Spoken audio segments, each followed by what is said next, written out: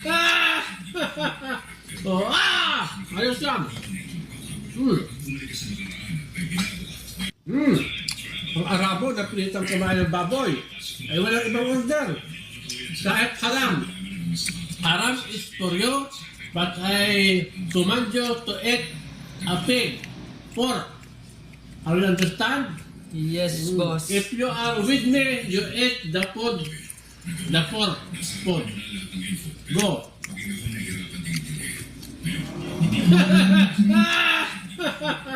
Oh, ah! Ayos yan.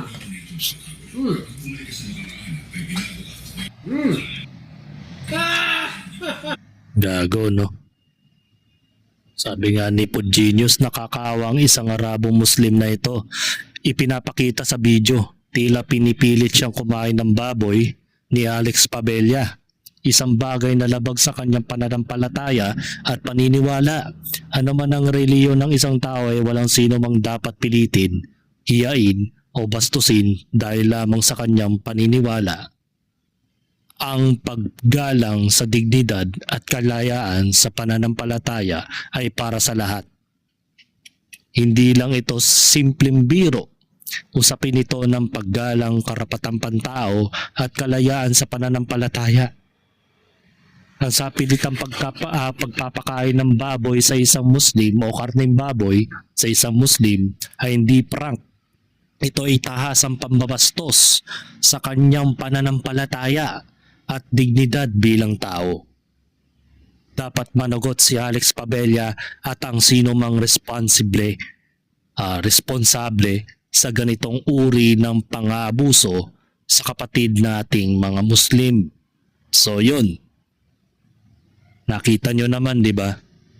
Na hindi naman niya kinain totally. Parang ang pagkakakain niya parang nasa pinakadulo lang ng karne ng baboy. So, kasi meron silang since na-video na po yung nangyari, kawawa talaga to dahil pag nalaman ng Muslim community yan, lalo na itong na-mention ni Pod Genius, National Commissions on Muslim Filipinos Public Information. Pag nakita nila ito, maaring matiwalag ito sa kanilang samahan. Di ba mahigpit yun? Kahit nga sa ibang reliyon, di ba? Kapag nahuli kang nag-iinuman, alam mong bawal yun, 100%. Tiwalag ka na sa kanilang sekta ng reliyon. So nakakalungkot dahil